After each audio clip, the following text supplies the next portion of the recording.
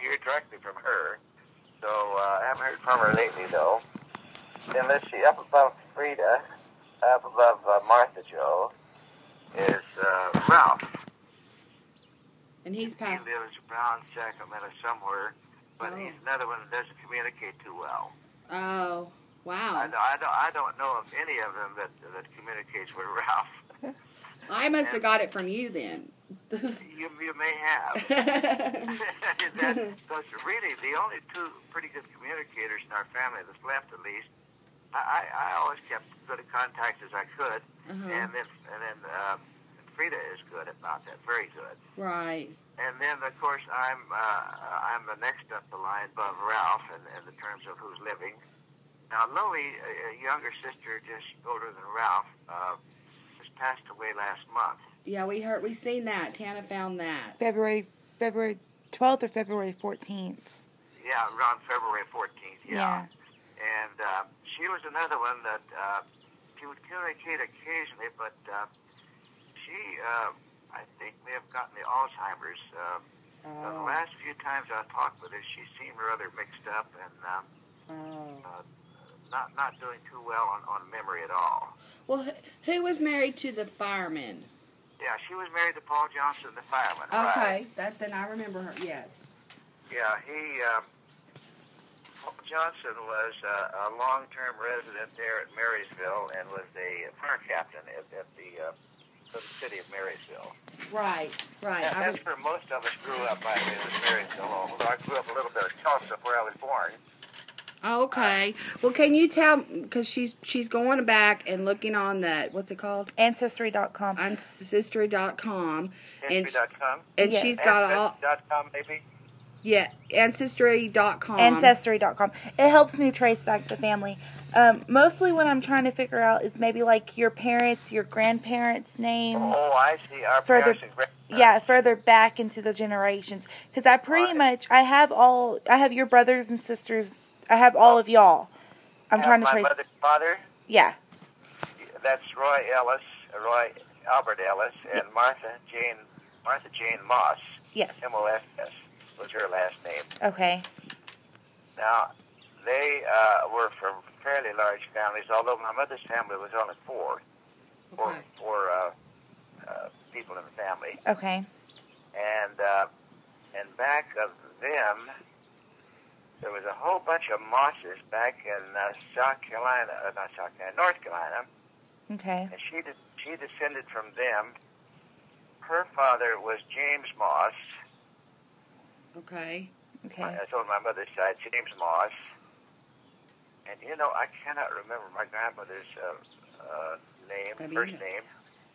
It escapes me at the moment. Okay. Yeah. Just hang on. Okay. Well, my mom's gonna go get her iPad so I can bring it up to see what I have so far. Cause I have your parents' names.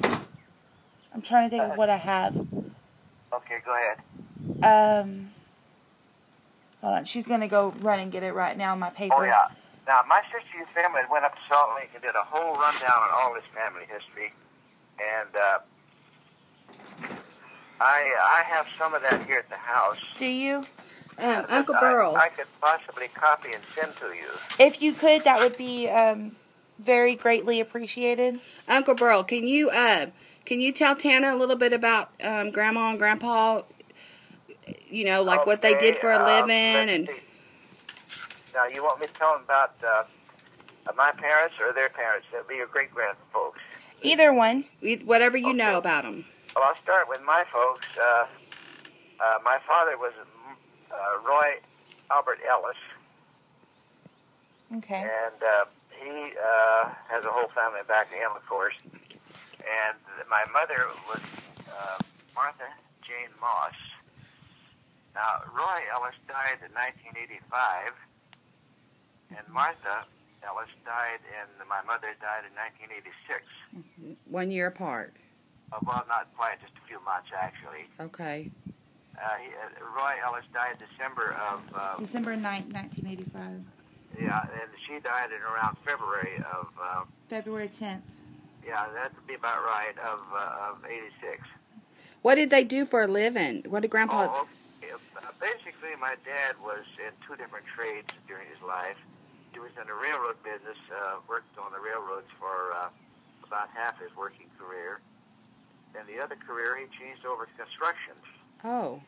Did a lot of construction, like building that highway out of Sacramento over to Reno. He's been about 10 years on that. Oh.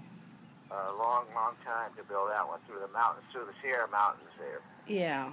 Okay. And I don't know if you've ever been up that highway from Sacramento to Reno or not, but it's a monstrous. Yes. Yeah, we have. We have. We had to blast our way through that damn thing. Imagine. So he spent about half in railroad, half in construction. And my mother was a housewife all of her days. Okay. Now, I will have to tell you, they had 12 children, but only 10 of them survived. We found that. There was one... Elvin Mitchell? The oldest and the youngest didn't survive. That- Elvin, the oldest boy, didn't survive. Yes, he died Nor at 2. Let's see, Freddie. Freddie was Freddie was Frida's twin. Frida's twin, that's correct. Yes. What did the oldest one, the boy, Albert, die of? You know, he caught a babyhood disease like diphtheria or something, which there was no medicines back in those days, Mm-hmm. and died almost like within a couple or 3 days, just real quick, I understand. Oh. There were no medicines. He was born in 1922. Oh. So there was no medicines around back in those days to help out. Yeah. Unlike today where you can get medicines to help your children, there was nothing back in those days. Wow. So that's kind of a crude time, I will tell you. I remember them because children, even when I was growing up, they'd get sick and they'd die because there was nothing to help them with. Right. Just today they'd get over it right, like, you know, with a shot or a pill or something.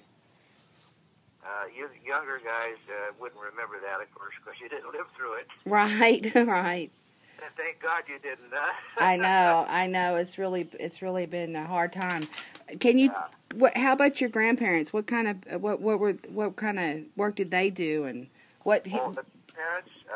Let's see now. I'll have to sort of guess a little bit on this. My grandpa Moss, James Moss, that's my mother's father, was a farmer, basically all of his life. Now, that old gentleman wasn't above making a little whiskey either, so I wouldn't put that down, but he was above that. That's funny. Then, as far as I know, his wife, I think he was mixed up with whiskey, so she left him there and ran off with another man, and finally married him up in Idaho. Oh. She went to Idaho with another man, and they got married up there, and they raised another family. So we've got a bunch of relatives up in Idaho we don't even know about. Wow. Blood relatives, yeah. Wow. Those things happen, you know. Yeah. I can't, at the moment, I can't recall the name of the man she married, but we'll call her Smith for the moment, although that's not the name. Right. Have a whole bunch of Smiths up in Idaho we've never met or know about. That's my grandmother on my mother's side. Yeah. Grandmother on my mother's side. Okay. Now, in back of that was James Moss. Did he remarry?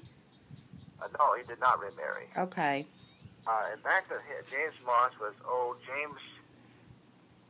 Names are James L. or James P. I can't remember. But you'll find it in the record, James L. or James P. Moss. Okay. He was an old Civil War veteran, and I remember him back in Tulsa when I was a kid. He lived till he was 97 or 98. Wow. And I remember him as a kid sitting there with his old Confederate uniform on, and I don't think he ever got mixed up with the hard stuff, the liquor, but he sure used it, though. Wow. And, the old man wasn't a drunk or anything. He just liked to drink whiskey. Just like that. But at age 98, he got very ill, and they had a new doctor come in and take a look at him, and this new doctor said, what you got to do is take that old man off his whiskey. Oh. They did. They took him off his whiskey, and he died within 2 days. Oh, my goodness. That's another little peculiar thing that didn't get written down, I suspect, in our family history. With old James, I think it was James P. Moss, they took him off his liquor, and he died in 2 days. Isn't that something? That is funny. there's little quirks in this family all the way back there. First of all, I guess some of these people, maybe all of them, are kind of characters to start with. Uh-huh. And they had their ways, I will tell you. Well, can you tell me what kind of nationality was Grandpa's side of the family and your father and your mother's? Yeah. Were they German? What were they? Well, no, the Moss side of the family was English. English. Okay. English, but let me tell you this: old James P. Moss, when he got out of the Civil War, he had been in the Confederate Army originally. Then he got captured and put in the Federal Army. Oh. So he was out there in the middle of Kansas, I think it was, in 1864, and when the war ended, the Federals were trying to punish these Confederates, so they kicked them out of the Federal Army and wouldn't even give them a mule or anything to ride. And this poor guy of James P. Moss was wandering down through Kansas into then Oklahoma Territory, which is now Oklahoma. And he was taken in by an Indian family there in around Tulsa somewhere. Okay. He was half dead and starved to death, really. The Indian family took him in and got him well again. And he wound up marrying one of their daughters. Okay. Now, this is a pure-blood Cherokee, you understand, this lady was. Right. So, which my mother would always vehemently deny, but it was a fact. And so that meant that my grandfather, James Moss, was a half Cherokee. Half Cherokee. And my mother was a quarter. Okay. Martha Moss was a quarter. And so that makes me an eighth, I guess. And me. You at 32. No, you were 16. I'm a 6. I would be a 16th Cherokee. You would be a 16th. Ken would be the same as you. I, 1/8. Right. I don't know if Ken ever told you that or not. No. I did know. Things in our, one of those shameful things in our family that it wasn't too cool to be an Indian back in those days. Yeah. Right, right. You know, they were kind of looked down upon as being, not quite good enough, or however you want to put it. Right. And my mother always denied that she was even Indian. Right. But Good Lord, I heard that from a dozen sources that we were Indian, so I'm inclined to believe the story that we were Indian. Right. It makes sense. Actually, And some of these relatives of mine and my mother even looked Indian, to be honest with you. She looked Indian. And another thing, Uncle Burl, is Tana has traced it back to Oklahoma Territory. In the Indian where the Indian reservation. On a Cherokee reservation, and she was. That's where old James P. Moss met the Indian maiden and married her. Okay, that makes sense. Would be Retsy. Retsy is the. Her Indian. name was Retsy. Whose name what now? Her name, the Indian. Her name was Retsy. Retsy, that could be, yeah. Okay. So I don't particularly remember the name, but that very well could have been. Okay. Yeah, that sound about right. That's her nickname that they had for her. She has an official weird name that I can't even say. That was probably a nickname, Retsy. Yeah, Retsy was her nickname. Okay. Yeah. Okay. Now back to James P. Moss, the old Civil War veteran. Yeah. I really don't know much about the family, except they came from England or Wales, maybe. They could be a little Welsh blood on my mother's side, and on my father's side too, as it worked out. Now, you want to go to my father's side of the picture and take a look at that? Yeah, that'd be great. Yes. Insofar as I know it, from reading about it and hearing about it and being raised around it, you understand this is all strictly the recollections of one old man. And we appreciate it. Nothing official, just recollections of one old man of what really happened. Well, we appreciate it. Roy A. Ellis, his father was Alvin Ellis, A-L-V-I-N. Okay. And his mother, my God, I can't remember my grandmother's last name now. Can you find it, Tana? I can't remember her last name. Not Tudor. We're looking. She's gonna see. We both have our iPads sitting here, so we're trying to. I'm recording you, so I will always have this for the rest of my life and my girl's life. Oh, this conversation? Yes, so that they can have it.